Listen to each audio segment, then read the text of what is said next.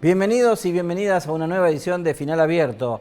En el programa de esta semana, diversos temas que hacen a la agenda política, institucional, social y educativa en la provincia de Corrientes. Uno de los temas centrales que marcan justamente la agenda de esta semana tiene que ver con los incendios. Otra vez, en Corrientes algunos, todavía pocos, aislados, pero sí en el delta del Paraná se están viviendo situaciones apremiantes. Y uno dice, ¿qué tiene que ver los incendios con el reclamo por la ley de humedales, que fueron una de las banderas que vimos en las marchas de los últimos días, ¿no? Además, una situación, Gaby, que tiene que ver con lo que podría ser Corrientes ya en los próximos meses, ¿no?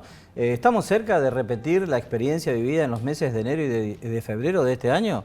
Es una posibilidad no muy lejana, que hay que obviamente hacer hincapié en esta situación y hay que ya no solo alertar, sino preocuparse y ocuparse de la situación. Así es, y por eso nosotros invitamos a Cristian Piris, que es de Guardianes de Liberá y forma parte de la Asamblea Permanente de Basta de Quemas, para hablar acerca de esta cuestión. ¿Cómo está el proyecto de ley de humedales? ¿Qué vinculación tiene esto con los incendios?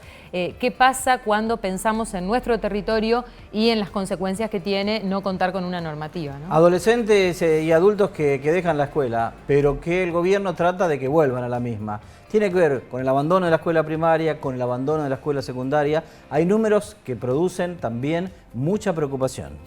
Hay una marca que tiene que ver con las experiencias educativas, ¿no? Cuando tuvimos situaciones en la escuela que nos marcaron para siempre y que no nos permiten volver. Hay otras que tienen que ver con la falta de oportunidades directamente. Todo esto forma parte de un mismo concierto que es una parte importante de la población correntina que no accedió a la educación y ahora lo hace ya siendo jóvenes o adultos. Y además, Gaby, con bolsones de analfabetismo muy pronunciados, ¿no? Con números que son realmente dramáticos una vez que se conozcan los datos del censo, ¿no? Así es, el censo que se hizo este año justamente va a permitir actualizar esta información sobre la que vienen trabajando. Pero de esto hablamos con Sonia Gracia, que es la directora de Educación Permanente para Jóvenes y Adultos. Y de la cuestión política, vamos a encarar y vamos a hablar con el senador Diógenes González. ¿Cuál es la realidad política que se vive en la provincia? La realidad interna de la Unión Cívica Radical. ¿Hay tensiones internas? ¿Cómo está hoy la coalición gobernante? Paridad de género, voto joven, cuestiones que abordamos esta semana en Final Abierto con el doctor Diógenes González, senador de la provincia. Así comienza esta edición de Final Abierto.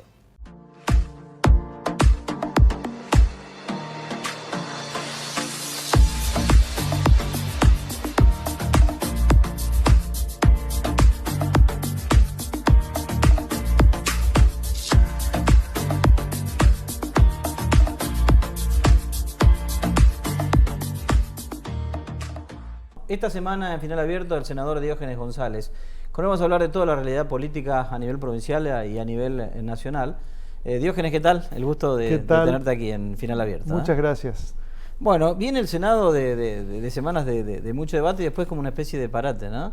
Sí. ¿Cómo están las aguas dentro de lo que es este bloque oficialista? ¿Están calmas? ¿Hay alguna turbulencia? Hemos logrado sacar dos leyes muy importantes, sí, que son paridad y voto joven. La verdad que los legisladores que fuimos electos entre el 19 y el 21 hicimos campaña junto con el gobernador detrás de esos ejes, así que obviamente era una prioridad cumplir ese compromiso político con la ciudadanía, ¿no? Así que tuvimos varias idas y vueltas con el tema de la redacción. La cuestión de tener una legislatura bicameral es una gran ventaja porque entre el ida y vuelta siempre se corrigen los textos, la verdad que es un ejercicio muy saludable. Y en el caso de la paridad, el texto lo corregimos nosotros con una vinculación que tenía que ver con un decreto que sacó el presidente de la Nación que estableció el género no binario, con lo cual había que ajustar el texto y por eso es que la ley de paridad dice paridad entre mujeres y varones como dice la Constitución Nacional. Y así finalmente salió el texto y lo aprobó diputados. Y en el caso de voto joven, bueno, los diputados optaron por insistir con 2/3 con el texto original que implicaba el voto voluntario. Pero algunos ven en esto, ¿no? Diógenes, en estas diferencias, las cuestiones internas dentro de la Unión Cívica Radical, ¿no? Mire, yo creo que existen, no existen. Dificultades siempre vamos a ver porque existen personalidades que son importantes. En el Senado hay figuras muy importantes, ¿no es cierto?, con mucho más trayectoria que en mi caso personal. Se le hace Ricardo Colombi, digo, para ponerle No, también, por supuesto, pero hablamos del senador Brear, de Sergio Flinta, son personalidades importantes, con trayectoria, que han sido protagonistas de etapas relevantes en toda nuestra historia reciente. Y obviamente es una Cámara que tiene densidad propia, digamos, ¿no es cierto? Así que en ese caso... A ver, cuando hablas de densidad propia, ¿a qué te referís?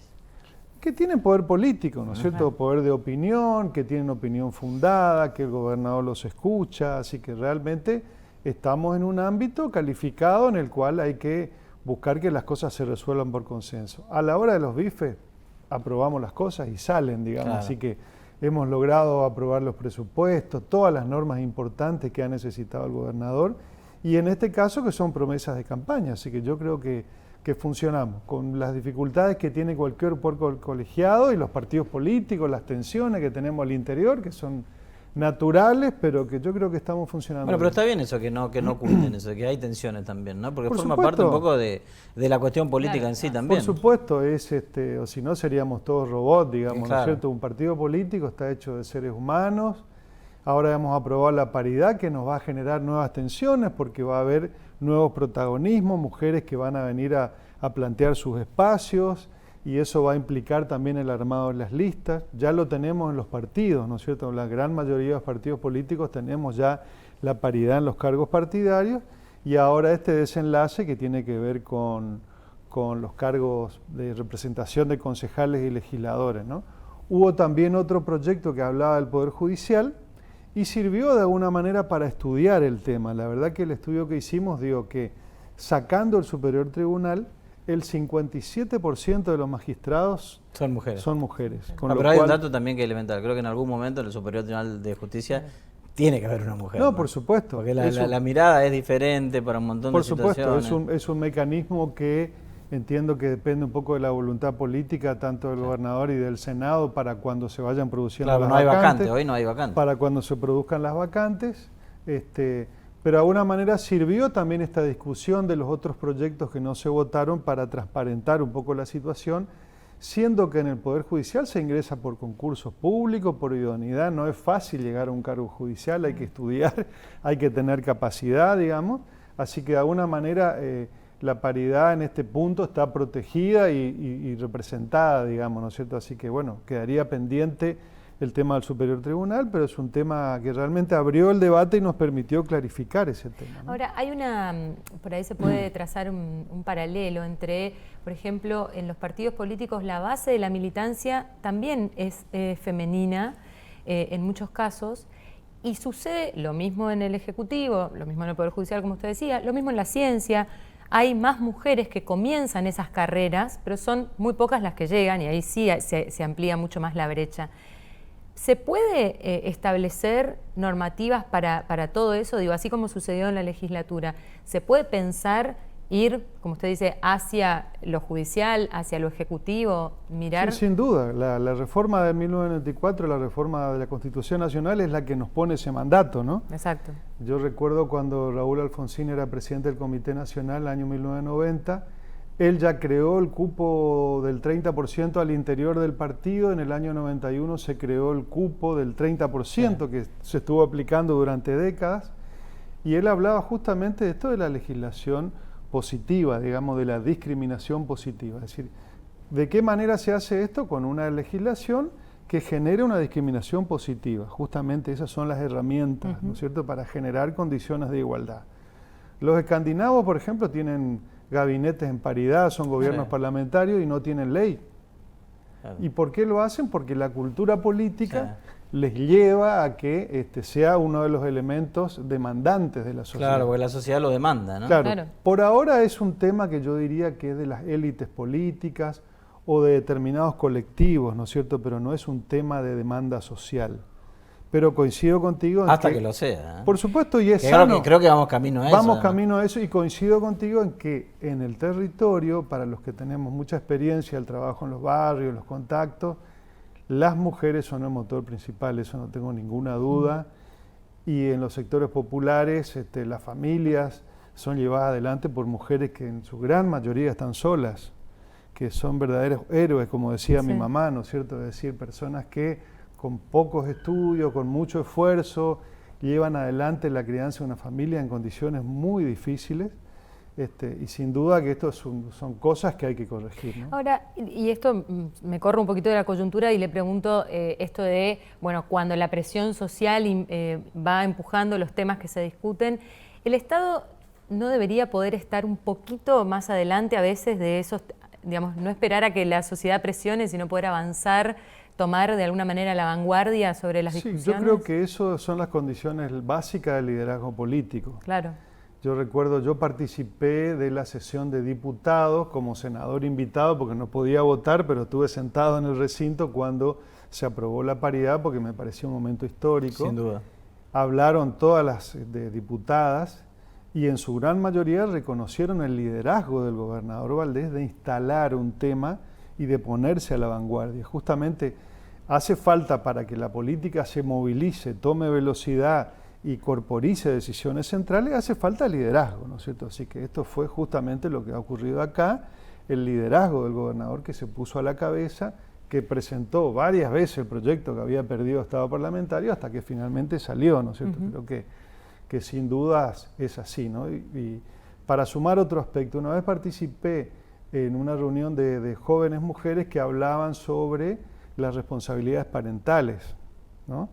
Y recordaba el caso de mi familia, como mi señora postergó su carrera universitaria por la crianza de los hijos. Yo lo viví, trabajo no remunerado. Lo viví en mi familia, digamos, ¿no? Y ciertamente es uno de los factores donde culturalmente la mujer, en vez de dar la batalla al interior de la familia, decir, bueno, vamos a repartirnos las tareas, resigna su carrera profesional o la lucha política, porque dice, no, bueno, primero voy a criar los hijos y después voy a continuar con esto. Y esas interrupciones hacen que el avance sea desparejo, ¿no es cierto? Así que sin duda que también es un tema cultural donde espero que los futuros hombres, los padres de familia vean las cosas de otra manera, de decir que en la casa se trabaja más parejo, digamos, para que los dos tengan oportunidades. Es decir, es un aspecto en el que por ahí es invisible, pero que tiene una enorme influencia sobre la cantidad de tiempo que le pueden aportar. Pero que de todas maneras socialmente es algo que también está cambiando. Está cambiando. De a poco, pero está cambiando. De hecho, que estemos ¿no hablando es de cierto? las tareas de cuidado como algo, como una carga para las mujeres solamente, habla de la... Diógenes, sacarte un poquito de este eje de diálogo, ¿no? Digo,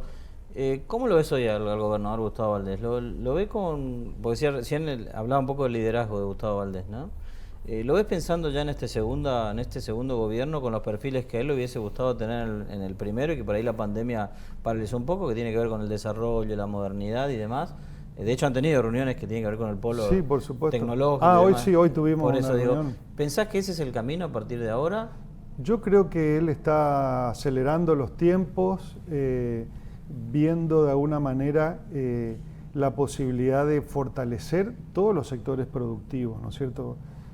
Fue muy productiva la reunión que tuvimos y justamente lo que se necesita es poder apalancar sectores productivos claves que puedan generar empleo, ¿no? Plantear que la salida de la pobreza es el trabajo genuino me parece que es lo más inteligente, lo más sensato que podemos hacer. Obviamente que las provincias, los modelos de desarrollo de la provincia tienen un modelo de desarrollo. O sea, tenemos baja carga impositiva, estabilidad institucional, un poder judicial que tiene prestigio. Es decir, tenemos varias cosas que hacen que la provincia tenga su modelo de desarrollo. chocar con la cuestión de infraestructura, ¿no? No tenés gas natural, claro, no tenés rutas en buenas pero condiciones. los modelos de desarrollo provinciales tienen sus limitaciones porque justamente te condiciona la macro, ¿no es cierto? El exportador no puede traer los recursos de afuera, la infraestructura. Ahora, Diógenes, ¿y no te condiciona la misma coyuntura? A ver, si me explico, digo, el estar atendiendo los problemas diarios, ¿por ahí no te quita de eje para pensar en una provincia diferente, que es la que todos queremos? Yo creo que se está viendo y nosotros vamos a poder advertirlo, ¿no? Creo que por ahí falta de alguna manera fortalecer las comparativas que hacen unas provincias con otras, que son un poco odiosas, ¿no? Pero cuando Corrientes muestra que tiene el ingreso bruto más bajo del país, que tiene el 2% de su presupuesto comprometido en deuda, es decir, hay algunas cosas que muestran que la continuidad política con el cambio de liderazgo entre Ricardo Colombia y Gustavo Valdés ha generado una potenciación, un cambio de velocidad y una generación de empleo genuino que es importante. Lo que pasa es que las desigualdades son tan fuertes, son muy fuertes. Claro. que Bueno, de hecho, cuesta con esta cuestión energética va a ser tomarla, ¿no? clave en Y este por aspecto. otro lado, la inflación es un cáncer que corroe todo, ¿no es cierto? Porque uno puede tener condiciones positivas, pero la inflación es como una sombra que se nos viene a todos encima, que nos baja todos los ingresos y a los sectores populares les hace pasar realmente mal porque bueno, no pueden acceder a los alimentos. Entonces necesitamos justamente poder el año que viene formar parte de un liderazgo nacional que tenga otra mirada de país, ¿no? Ahora, Diógenes, hablando un poco de liderazgo, ¿no? Vos sos un hombre de mucha militancia, ¿no? ¿El radicalismo lo ve a Gustavo Valdés como un líder? Sin duda, este fin de semana... Digo más adentro que hacia afuera, ¿no? No, sin duda, este fin de semana hemos participado de un encuentro regional que se han convocado las 4 provincias del NEA, hablando justamente de esto, ¿no? De cómo el Nordeste puede corporizar proyectos que defiendan sus intereses en un contexto de una campaña presidencial donde el año que viene se van a discutir ejes. ¿Lo ves a Gustavo como candidato o no? A mí me encantaría, pero bueno, eso depende de él, por supuesto, ¿no? Eso yo no estoy autorizado a decirlo, claro. ¿No es cierto? Pero... Y es interesante esto que señala de la región NEA como una estrategia de posicionamiento político y de campaña. Por otro lado vemos el norte grande, pero ahí hay más diferencias. Esto de que sea necesario la alianza de jurisdicciones tiene que ver con la falta de federalismo en el país. Sin duda. ¿O cómo se lee esto de que sea necesario que 4 provincias estén pensando una estrategia conjunta para aparecer en el panorama nacional? Se creó a fines de los años 90 la región Norte Grande porque está autorizada por la Constitución Nacional. Como estrategia es muy buena juntar las 10 provincias del NOA y del NEA para empujar juntos proyectos de desarrollo. Esas provincias tienen el 15% del PBI, o sea, tienen 1 y piquito por ciento del PBI cada una, y el 30% de la población. ¿Qué ocurre en ese desfase? Hay una migración constante. Sí. Somos provincias que expulsamos población. Y también pobreza, ¿no? Y lamentablemente eso va a parar al conurbano, a las situaciones más complicadas. Y también perdemos profesionales, ¿no? Pues médicos, ingenieros, personas que no solamente se van de las formamos, pero después no se quedan. Y se van, pero entonces necesitamos un gobierno nacional y un modelo de desarrollo nacional que mire al norte con las oportunidades que tenemos. Muchos recursos naturales, importantísimos recursos humanos, universidades, pero nos falta infraestructura y nos falta inversión. De hecho, es una cuestión que inclusive va más allá de las ideologías, ¿no? Porque eso no fue tenido en cuenta, obviamente, en este gobierno de Alberto Fernández, pero tampoco fue tenido en cuenta en el gobierno de Macri. Sí, ¿no? fue el gobierno de Macri, hubo un intento con el Plan Belgrano, pero después las dificultades macro que tuvo el gobierno de Macri a mitad de su mandato impidieron que pudieran hacerse las inversiones en infraestructura. ¿Qué radical te gusta como candidato a presidente? ¿Manes, Morales? De los dos, el que mida mejor. Pero, ¿cuál te gusta más? Digo, que sos un hombre que además venís de la política. Sí, Morales tiene un discurso más vinculado a la política clásica, digamos, ¿cierto? Es decir, así, y lo respeto muchísimo a Gerardo. Y Manes está jugando como un outsider, digamos, decir, pero con identidad radical. Lo sensato es que el radicalismo tenga para principios del año que viene un candidato único, competitivo y que pueda o negociar o ir a las PASO en el contexto de Juntos por el Cambio con un candidato único. Me va a gustar el que mida mejor, porque obviamente la lucha del poder es para ganar y es para gobernar, ¿no es cierto? Así que un poco esa es la situación en la que estamos, pero reiterando sobre el liderazgo de Gustavo, creo que él ha potenciado el espacio de Norte Grande de una manera muy inteligente y un poco tratando de sacar a los gobernadores de la coyuntura, porque la coyuntura un poco desinfla los consensos parlamentarios del Congreso, que es el lugar donde debieran poder defender los intereses, ¿no? La verdad que esas 10 provincias tienen 30 senadores, y es un poder muy importante. Pero sin embargo, el día a día, las cosas que van ocurriendo de alguna manera hacen que no se pueda trabajar como región, a lo mejor defendiendo más coherentemente esos intereses, ¿no? Me parece que yo creo que estamos trabajando para que la agenda presidencial del año que viene, el Norte Grande, tenga un capítulo bien definido, digamos, ¿no? Diógenes, muchísimas gracias. Muchas gracias. El senador Diógenes González, esta semana en Final Abierto.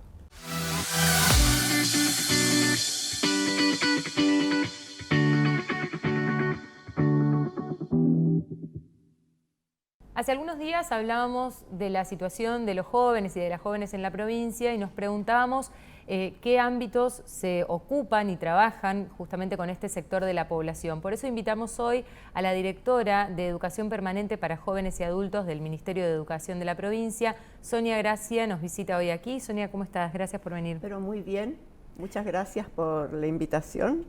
Vamos a difundir un poco lo que hacemos. Bueno, ¿cuáles son las líneas con las que trabajan para tratar de llegar a los jóvenes y a los adultos? Bueno, la Dirección de Educación Permanente de Jóvenes y Adultos del Ministerio de Educación es una dirección que está dedicada a la alfabetización y a la terminalidad educativa. Si trabajamos con la sobredad primaria común, es hasta los 14 años. Entonces nosotros tomamos la población de 15 años, sería, que ya está con sobredad para primaria, y la de 18 años, porque 17 es el límite para la educación secundaria. Entonces, esas dos poblaciones son las comunidades con las cuales trabajamos. ¿Cuáles son las líneas? Bueno, la alfabetización en primer lugar, y luego la terminalidad primaria y secundaria. ¿A través de qué? A través de las escuelas que tiene el Ministerio de Educación. Hay 63 escuelas de jóvenes y adultos, de adolescentes y adultos, porque empiezan a los 14, 15 años en primaria. Son escuelas nocturnas que dependen del Consejo General de Educación. Y la población mayor de 18 años a través de las escuelas para adultos, que son centros educativos de nivel secundario, colegios secundarios de adolescentes y adultos, que toman también la población de 16, 17 años, que esos son los jóvenes problemáticos, que por ahí son los que antes le llamaban los NI, que no van a la escuela. Bueno, y colegios secundarios de adolescentes y adultos, turnos nocturnos de algunas escuelas. Antes los adultos iban a la noche a la escuela, entonces las escuelas normales sobre todo tienen turnos nocturnos que toman esa población. Y desde la dirección tenemos el desarrollo de un programa, que es un programa de terminalidad educativa, que es nacional, pero cofinanciado por la provincia también. Bueno, allí tenemos centros de nivel primario y centros de nivel secundario. Para terminar, ¿con qué trabajamos? Trabajamos en los comedores, con empresas, con sindicatos, en el ejército. Nos ocupamos de la terminalidad secundaria de todos los soldados, porque ingresan con nivel primario solamente. Entonces, de las 4 unidades de ejército que hay en la provincia, porque el 9 no tenía soldados cuando se hizo ese convenio. Entonces estamos trabajando ahí, y también en contextos de encierro. En las cárceles, en las 11 cárceles de la provincia, más el centro de contención de menores, que tiene hasta los jóvenes hasta los 17 años. ¿Y dónde tienen más inconvenientes? El problema más serio es en la juventud. Aquel que fue a algún trayecto de la escuela primaria y la abandonó. O aquellos que fueron expulsados del sistema común del secundario. O sea, ¿les cuesta volver a la escuela primaria? Les cuesta volver a la escuela. Por lo tanto, puede ser ahí que no haya solo un obstáculo económico, social, sino que también ya haya una huella de la propia institución educativa. Sí, en la pérdida de la continuidad de la trayectoria educativa hay un problema en el nivel secundario sobre todo, ¿no? Nosotros en el programa tenemos 9.000 estudiantes en toda la provincia, 1.000 y pico de primaria más 8.000 de O sea, es más fácil que vuelvan a la secundaria que vuelvan a la primaria. Exactamente, sí. Y ¿cuál es el éxito del programa? Está en los lugares donde está la población. Eso estamos trabajando también con el Consejo de Educación, para que las escuelas nocturnas primarias de adolescentes y adultos hagan ofertas situadas, es decir, que el maestro vaya al lugar donde está Por ejemplo, ahora estamos abriendo una plaza de la escuela primaria de Salada a la alcaldía de Salada. Claro. El maestro va allí. Claro. Y lo mismo O sea, ir pasa- buscando sería, ¿no? Exactamente, en el lugar donde está la población. Estamos O sea, no también- esperar que lleguen, sino ir buscando. no, los vamos a buscar, por supuesto que hay que ir a buscarlos. Hay también un trabajo de acercamiento con los sindicatos. Tenemos un trabajo bastante sostenido con los municipios, porque la gente que trabaja en los municipios es gente que no tiene la terminalidad educativa. Claro. Iniciamos antes de la pandemia un programa con el Ministerio de Planificación y Coordinación y Planificación, para que los empleados públicos terminen su secundaria. Era altísima. O sea, hay empleados públicos que no tienen Que no terminado tienen la el secundaria. Y que por secundario. ahí puede haber una cuestión cultural, digamos, También, de no exactamente. terminar el secundario Sí. porque no era un obligatorio. horizonte posible. No era además de obligatorio. ¿Y eso. saben en Entonces- qué niveles o en qué porcentajes aproximadamente, digo, no? No sé qué porcentajes, sí sé que en muchas direcciones del Ejecutivo, digamos, la gente terminó el secundario. Después en los hospitales, hace tiempo, ya desde el 2010, empezamos a trabajar en los hospitales y terminaron el secundario todos los empleados hospitalarios, desde camilleros, ambulancieros, estadistas, los que están en la parte administrativa, Claro. las mucamas, todos Y terminaron. Sonia, por lo tanto, hay este sector de jóvenes que no tienen ni siquiera estudios primarios y es a quienes más cuesta llegar. Sí. ¿Por qué no hay interés, digamos, en eso? ¿Qué pasó que la escuela deja de ser una necesidad, una Exactamente, visión para el futuro? exactamente, sí, no sé. O que sea una salida, ¿no? Claro. La verdad que no hay explicación por qué el joven no vuelve a la escuela. Porque no es cuestión económica, la escuela está Sí, en el lugar donde claro. están viviendo, Claro. la Inclusive escuela van y está en los el buscan, lugar ahí, además, o sea. el centro está en el comedor, Claro. el centro está en el lugar de trabajo y es una cuestión cultural. Que muchas veces quizás también tenga que ver, Sonia, con lo social, ¿no? Digo, con lo socioambiental, Claro, con el contexto en el cual también... Sí. Crecieron fuera del sistema y Exacto. por eso Quedaron cuesta... fuera del sistema y les cuesta reingresar. Aquellos que buscan trabajo vienen. Claro. Porque saben que sin tener la terminalidad secundaria no van a conseguir Todo es más trabajo. difícil, ¿no? Todo es mucho más difícil. Que creo que es el mensaje que más tiene que quedar ese, ¿no? Exactamente. Aparte, hoy también tenemos una problemática bastante seria que es la inseguridad. Las escuelas de adultos funcionan a la noche. A la noche. Entonces, ¿por qué el éxito de estos programas que están insertos en la comunidad? Porque el horario es diurno. Claro. Es o a la mañana o es después del mediodía. Las mujeres, por ejemplo, a la noche no quieren ir más a la escuela. También el problema... Y que es un elemento, Sonia, hasta lógico, si se quiere. Pero ¿no? por supuesto. Sí. Así que, bueno, estamos en eso. Por lo tanto, escuchándote y leyendo el mapa que nos estás contando, hay como, podríamos dividir entre aquella población adulta que viene de cuando la ley todavía no obligaba a un secundario, pero tiene una cosa como aspiracional de poder terminar la escuela, y otros que vienen de la época del secundario obligatorio, pero que sin embargo perdieron el vínculo con la institución educativa.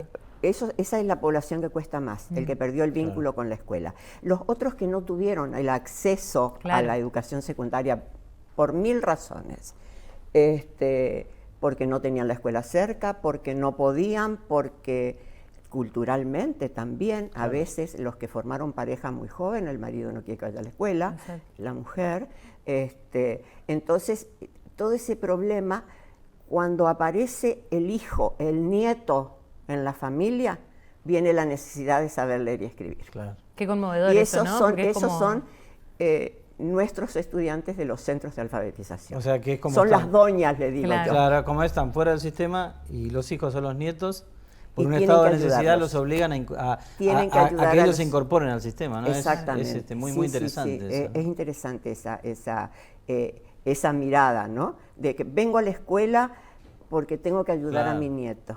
Vengo porque mis hijos me necesitan. tengo que saber un poquito más que lo que saben mis hijos. ¿Y qué es lo que más nos moviliza? Y hay además? muchos casos en los que los hijos han ayudado a los padres, sobre todo en la pandemia. Claro. El manejo con la informática y con el teléfono por ahí, que Claro. era la herramienta que teníamos para llegar, los chicos, los maestros de primaria, trabajaban con los hijos adolescentes Claro. para que le transmitieran las tareas a los padres, ¿no? Es muy interesante, ¿no? Pensarlos como pares educativos, porque en definitiva están en la misma Exactamente, trayectoria. Exactamente. Y tenemos varias generaciones también en los centros. La abuela, la madre y la nieta. Sí. Todas juntas van a la escuela. Así que van al centro de Y terminalidad. en esta complejidad que nos estás contando, ¿qué desafíos tienen ustedes ahora, digamos, en el corto o mediano plazo? Nos contabas que están comprobando que los espacios más cercanos a las personas generan mejores resultados. ¿Qué quieren lograr como próximos Sí, pasos? bueno, nosotros queremos primero poder poner la bandera del libre de analfabetismo en todos los municipios, porque ¿Estamos muy Corrientes lejos? tiene cifras duras. Cifras Sí, duras. duras. Sobre todo toda la zona de Concepción hay índices muy altos de analfabetismo. Ahí nos cuesta llegar. Y tratar también de llegar a la población rural, a la población dispersa, porque nuestros programas de estudio son programas, los de los centros, por ejemplo, son programas que se dictan, el plan de estudio es el mismo plan de estudio que tiene la escuela de adultos. Entonces, es modular. La educación de adultos en este momento en el país es de avanzada. Hemos logrado cambiar el sistema de materias y de acumulación de disciplinas por un plan de estudios modular, donde hay una interdisciplinariedad, donde los profesores trabajan todos juntos en un proyecto educativo que tiene que ver con desarrollar el pensamiento crítico. O sea, no tienen materias, No, sino tienen que van... un módulo educativo, Eso. un módulo que es una unidad pedagógica, a la cual confluyen las disciplinas. Sí, es hasta más seductor también, si se quiere, ¿no? Sí, sí. Aparte es desarrollo del pensamiento crítico que tiene que ver con que el sujeto se sienta parte y parte de ese contexto que lo rodea, que son situaciones problemáticas. Entonces la educación parte de esas situaciones problemáticas para desarrollar las capacidades que necesitan tener para solucionar esas Y buscando quizás situaciones problemáticas. Y el contenido, que en el resto del sistema está en el centro, nosotros lo tenemos afuera, como herramienta para poder lograr el obtener esas capacidades. Porque además esas capacidades también que quizás le permiten una rápida inserción laboral también, ¿no? Sí, y bueno, y el trabajo, por ejemplo, en este momento estamos en Colonia Lievi armando un centro para 5 establecimientos forestadores. Claro. Claro. Tiene que ver con lo que usted decía, Sonia, Exacto. del contexto socioeconómico. Me parece que Entonces, eso fíjate, también- ahí no hay y profesores, productivo, y en ese productivo. lugar no hay profesores. Entonces los profesores tienen que ir de Virasoro. Claro.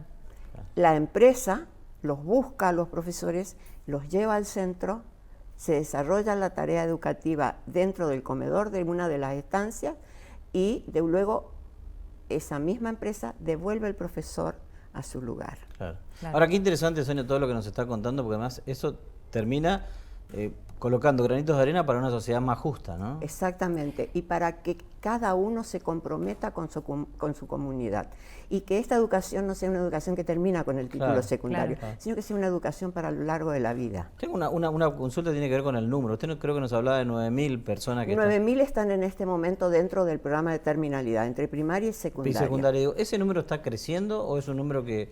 Sí crece, ¿Cómo lo observan el número ustedes? el número crece, porque tenemos algo que hemos logrado también a través de trabajo federal, a nivel federal, que la inscripción a las escuelas de adultos sea durante todo el año. Es decir, nosotros no tenemos trimestre, no tenemos bimestre. Tienen momentos. En el momento. Y esa persona que ingresa al sistema, si tiene que dejar, porque le salió un trabajo, y justo el trabajo Claro. en el horario que tiene que ir a la escuela, lo que aprobó lo tiene acreditado. Cuando vuelve, sobre todo con los embarcadizos nos pasaba Claro. eso, que venían a la escuela, terminaban, salía un barco, se tenían que ir a esa campaña y entonces dejaban la escuela.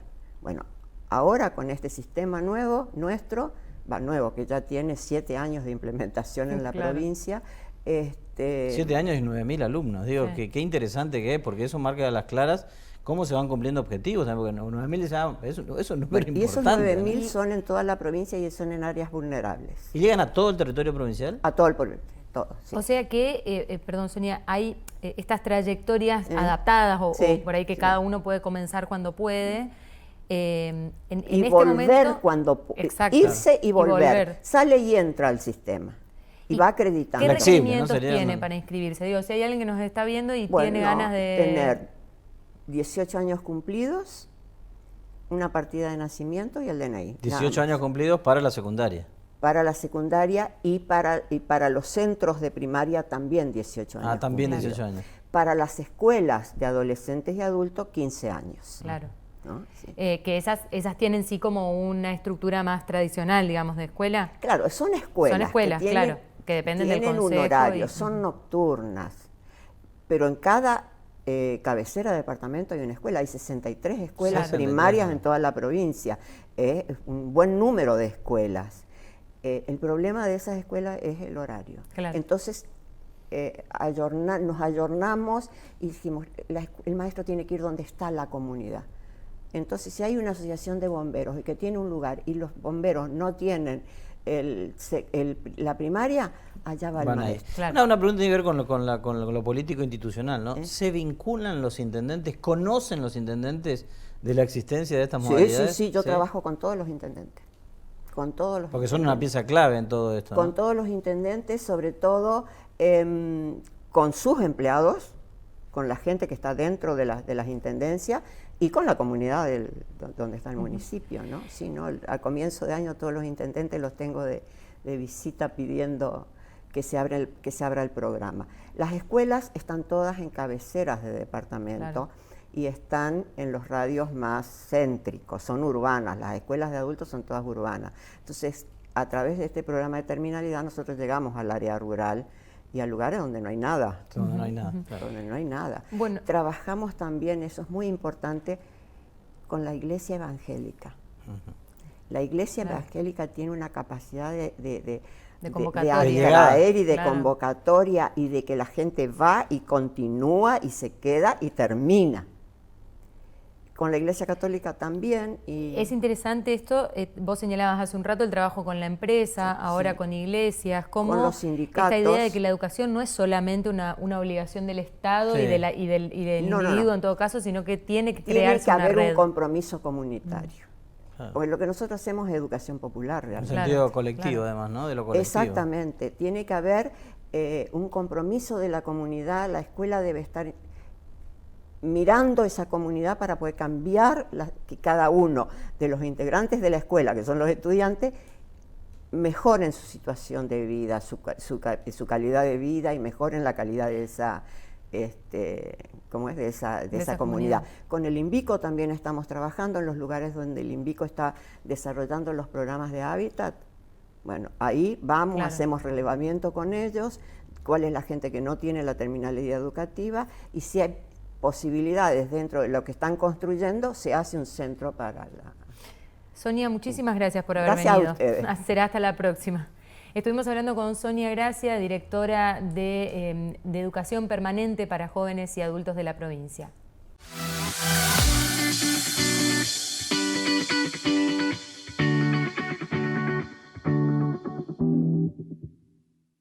En diferentes ciudades del país se hicieron hace algunos días marchas multitudinarias diciendo basta a los incendios, reclamando la discusión y la aprobación de la ley de humedales. Por eso nosotros invitamos a Cristian Piris hoy para hablar justamente de este tema. ¿Cómo estás, Cristian? Gracias por venir. ¿Qué tal? ¿Cómo están? Gracias por la invitación. Bueno, ya sabemos que el proyecto de ley de humedales tiene un derrotero bastante difícil en el Congreso. Esta semana hay otra vez intentos de discusión al menos. Sí, desde la lectura que ustedes hacen desde las organizaciones, ¿por qué no sale la ley de humedales? ¿Cuál es la traba que tiene? Bueno, yo creo que considerando cómo se fue dando la la coyuntura de la ley, cómo se fue construyendo, cómo se dio tanto a fines del año pasado, que nos da una pequeña pauta después de una discusión bastante amplia en la Comisión de Recursos Naturales y Ambiente Humano, que es donde se discutió más a fondo, donde donde se pudo escuchar también a muchos sectores, no solamente los que estaban a favor de la ley, sino aquellos que tenían sus objeciones. Yo creo que es una cuestión que respecto a los intereses que toca, es decir, la mayoría de los que están en contra de la ley entienden que es una ley que viene a frenar modelos productivos. La realidad es que esta ley no prohíbe absolutamente nada, sino que viene más que nada a regular acciones humanas en ecosistemas que por su especificidad, por su importancia de los servicios ecosistémicos que brindan, se necesita tener cierta regulación para que lo que se esté haciendo hoy por hoy se haga de otra manera. Claro. Y donde se tenga que modificar acciones, se tenga que modificar en base a un criterio científico y técnico. Ahora, hay, por ejemplo, los glaciares, los bosques tienen ley de presupuestos mínimos.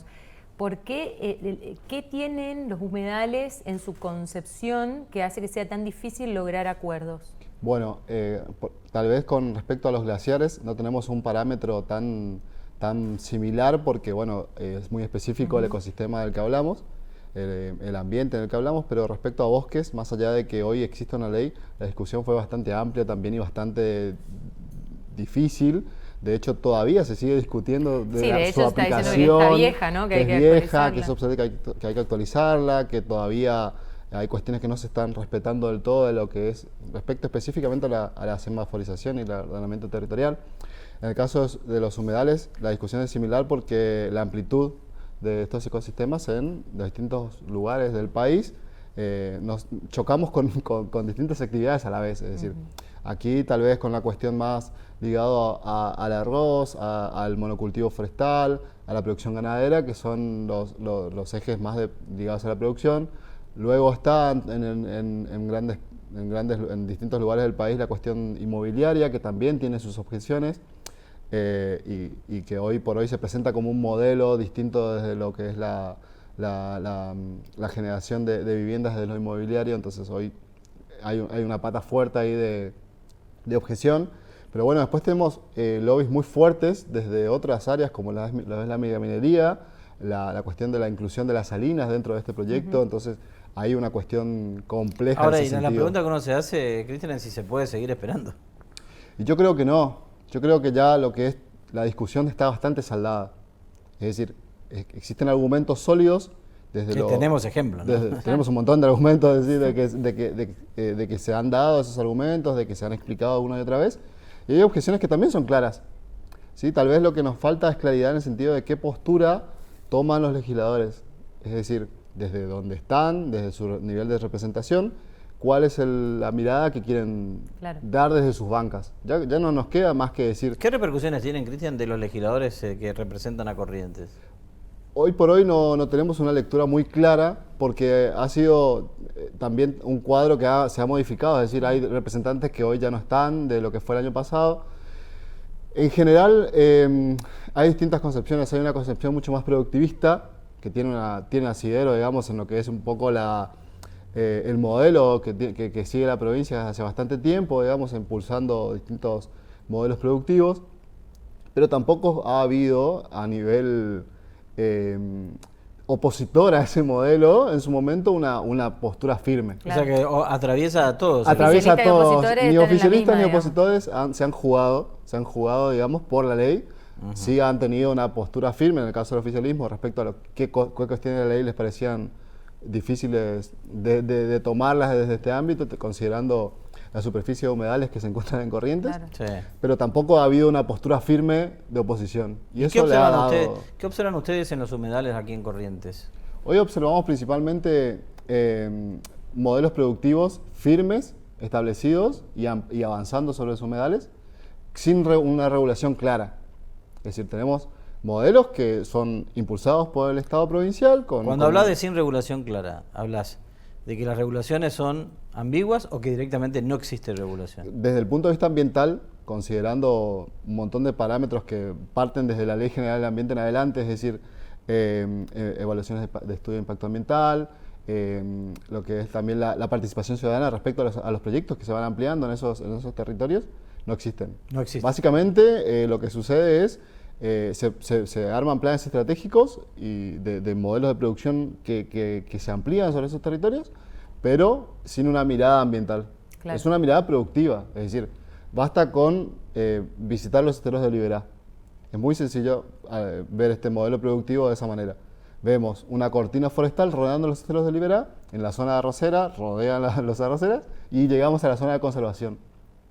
Ese antagonismo es lo que nos plantea un poco cómo hoy por hoy los humedales están siendo amenazados. ¿Por qué? Porque el ecosistema no es una cuestión geográfica, una cuestión Claro. de límites, que decir, bueno, hasta acá yo puedo, y estamos hablando de una frontera De hecho, que es una tranquera. De no hecho, es una- de hecho, tienen comportamientos irregulares. Totalmente, y especialmente considerando los parámetros que hoy se han modificado y fuertemente hablando de cambio climático. Claro. Y sobre todo porque es muy difícil pensar que pueda haber un retroceso en estos, una vez que avanzó. Ese es un problema Y por el hoy cual... si mirás el mapa de Corrientes, la producción forestal está casi en todo Sí, el territorio. Totalmente, ¿no? totalmente. Es decir, y además ese es el problema por el cual no podemos hablar de cuestiones de regresividad en este sentido, porque ahí, luego de lo que fue posteriormente el último periodo del año, con las grandes sequías, el periodo enorme de incendio que hemos sufrido, digamos, hay todo un proceso en el cual todavía no se está considerando el impacto que se ha tenido sobre los humedales.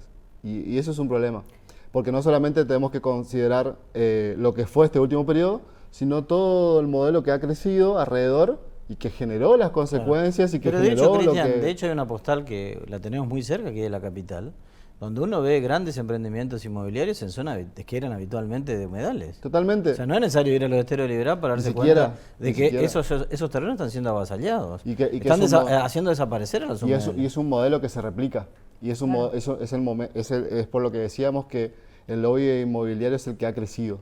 Es decir, se ha visto acá, se ha visto en Nordelta y ha sido Pero se ve la en todos imagen lados. de... Para dar pero- ejemplo, vos te vas de Laguna Brava a San Miguel Palmar, tenés hoy 14 emprendimientos inmobiliarios. 14 clubes de campo, country, lo que Sí. te vas pasando, bueno, lo que es toda hasta Santa Ana, pero pasás Santa Ana, te va al Ingenio y también tenés emprendimiento inmobiliario. Totalmente. Y, Que vos te das cuenta que son humedales, ¿no? Claro.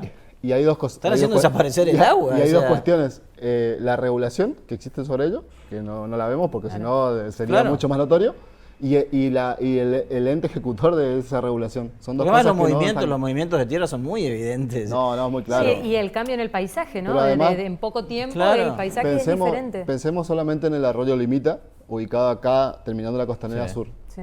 Un sitio histórico de desove de especies, de todo tipo de especies de peces, que hoy no existe. Hoy no tienen un sitio importantísimo de desove, las especies de nuestro río, que está básicamente desapareciendo. Probablemente, y eso habrá que ver qué organismos se ocupan de hacerlo, pero probablemente si hacemos un estudio profundo del río, vamos a ver que muchas variedades de esas especies ya no están. Y no tiene que ver, les aseguro, ni con la pesca, con ningún tipo de pesca. Tiene que ver con que hay sitios de desoves que han desaparecido.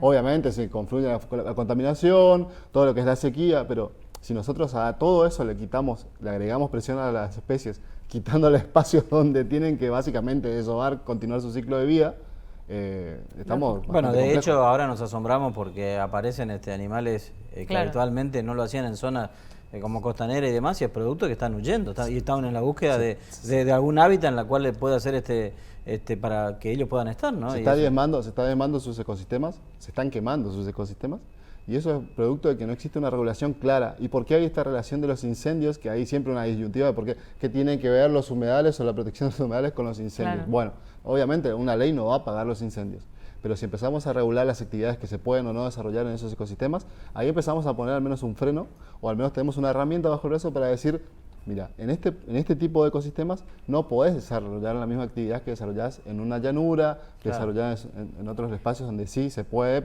y se puede regular y se puede ampliar, pero no se puede dar en estos ecosistemas. Nosotros durante el mes de enero y febrero sentimos que la cosa se ponía fea, que estábamos en un problema en serio, y fue la presión social y de las organizaciones y de la gente que hizo que los gobiernos se dieran cuenta que no iba a ser fácil con 2 o 3 excusas para la prensa solucionar, digamos, fue fue ese caldo de cultivo el que llevó a la acción.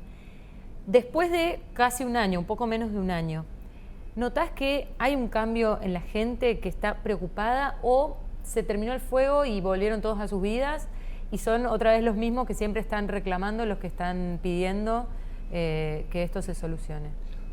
Yo creo que es un poco de todo.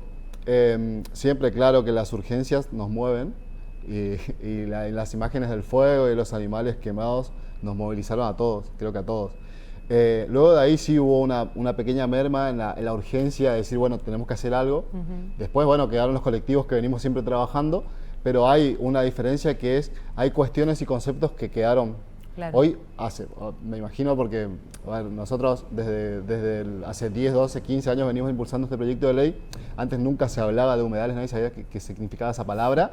Y hoy la gente dice, che, se están quemando los humedales, nadie sabe quién es responsable, tal vez, pero al menos saben que hay humedales que se deben proteger. Bueno, hay un cambio de conciencia mayor, superior, hay ¿no? una conciencia mayor y se entiende que es una lógica que ya no se puede sostener de esta de o producimos o conservamos, ¿no? Se pueden hacer las cosas. Sabemos, Cristian, que el camino es por ahí, ¿no? Es por ahí totalmente, y se entiende. De hecho, hasta relacionamos que venimos de una pandemia que nos está mostrando básicamente eso. Ya no podemos seguir pensando que sin humedales o ecosistemas en general sanos, podemos tener humanidad sana. Claro. Eso ya no se puede dar. Entonces, esa conciencia sí se ha dado. Ahora falta que esa conciencia llegue a quienes tienen, digamos, la capacidad de decidir en estas cuestiones. Claro. Es decir, promover lo que desde los territorios se está dando al Congreso, lo que tratamos de hacer desde los colectivos, sostener eso. Es complejo porque los tiempos son muy lentos para lo legislativo, sí. y pasa esto. Era el momento de hacerlo cuando se estaba quemando todo y al mes lo que debería haberse dado es ahí, claro. Avanzar con fuerza en un dictamen, porque era una lectura más clara de lo que estaba sucediendo en la sociedad. Bueno, lamentablemente podemos llegar a tener un escenario bastante similar. Totalmente, y de hecho es muy probable que suceda, más allá de la ley o no, es muy probable que suceda. Estamos con un tercer año consecutivo de la niña, periodo de sequía enorme. Las condiciones de donde se han producido los incendios no han variado mucho. Yo no sé hasta qué punto en cada lugar de hecho estamos teniendo incendios en Córdoba ahora, en Rosario de nuevo, en el Delta. Yo no sé hasta qué punto hemos mejorado nuestra infraestructura para que eso suceda. Entonces, la verdad, es un poco lo que nos moviliza también. O sea, más allá de lo de la ley, que siempre ha sido para nosotros un bastión, nos preocupa muchísimo cómo nos estamos preparando para lo que puede llegar a darse de nuevo. Por último, Cristian, ¿este año puede ser el año de aprobación de la ley o...? Voy a tocar madera, pero...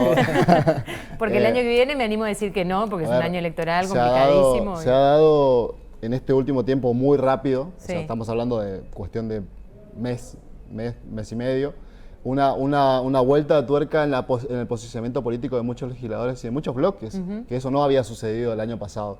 No había sucedido porque ni siquiera había salido de una comisión. Hoy hay un posicionamiento político interesante en respecto a la ley, hoy políticamente correcto es decir que apoyamos la ley. Claro. Decir que no ya no es políticamente correcto. Claro. Antes sucedía y no pasaba nada. Una vez más, entonces el clima social hoy puede el clima acompañar. Está acompañando, pero no solo el clima social, creo que es la realidad. No, ya, sí, claro. ya no podemos lo que nos está pasando hace que no podamos, estos temas no puedan ser ocultados, ¿no? No se puede básicamente hacer la vista gorda. Exacto. Hay que posicionarse. Y hasta ahora nadie ha tenido un posicionamiento muy fuerte como para decir no vamos a acompañar. De hecho, el plenario de comisiones del jueves es un signo. Nosotros vamos por conseguir el dictamen de mínima en esa comisión de jueves, porque ya que consideramos, como decíamos, las discusiones ya están dadas. Cámara de Diputados, ¿no? Cámara de Diputados, exactamente. Cristian, muchísimas gracias. Gracias a ustedes por la invitación. Estuvimos hablando con Cristian Piris a propósito de los incendios y del proyecto de ley de humedales para toda la Argentina.